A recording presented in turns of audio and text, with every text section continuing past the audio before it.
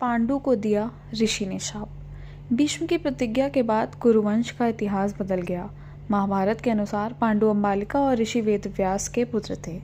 वे पांडवों के धर्म पिता और धृतराष्ट्र के छोटे भाई थे। धृतराष्ट्र के अंधे होने के कारण पांडु को हस्तिनापुर का शासक बनाया गया।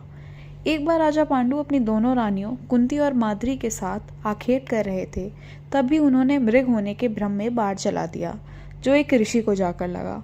उस समय वह ऋषि अपनी पत्नी के साथ सहवास कर रहे थे और उसी अवस्था में उन्हें बाण लग गया। इसलिए उन्होंने पांडु को शाप दे दिया कि जिस अवस्था में उनकी मृत्यु हो रही है, उस प्रकार जब भी पांडु अपनी पत्नियों के साथ सहवासरत होंगे तो उनकी भी मृत्यु हो जाएगी।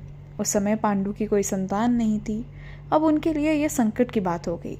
जब उन्होंने ये बात कुंती को बताई तो कुंती ने उन्हें ऋषि दुर्वासा द्वारा उनको मिले वरदान की बात कही। इस वरदान से कुंती किसी भी देवता का आवाहन कर उन्हें बुलाकर उनके साथ नियोग कर सकती थीं।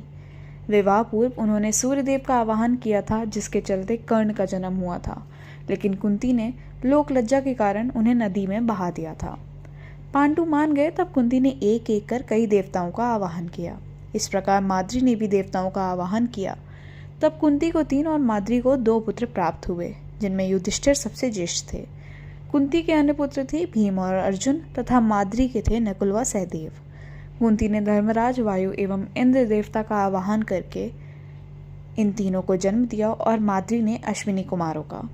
एक दिन वर्षा ऋतु का समय था और पांडु और माद्री वन में विहार कर रहे थे। उस समय पांडु अपने काम वेग पर नियंत्रण ना रख सके और माद्री के साथ सहवास करने को उतावले हो गए, और तब ऋषि का शाप महाराज पांडु की मृत्यु के रूप में फलित हुआ। माद्री पांडु की मृत्यु बर्दाश्त नहीं कर सकी और उन्हें उनके साथ ही सती हो गईं। यह देखकर पुत्रों के पालन पोषण का भार अब कुंती पर आ गया। उसने अपने मायके जाने के बजाय हस्तिनापुर का रुख किया। हस्तिनापुर में रहने वाले ऋषि मुनि सभी पांडवों को राजा पांडु का पुत्र मानते थे, तो वे सभी मिलकर पांडवों को राजमहल छोड़कर आ गए। कुंती के कहने पर सभी ने पांडवों को पांडु का पुत्र मान लिया और उनका स्वागत किया। राजमहल में कुंती का सामना गांधारी से भी हुआ।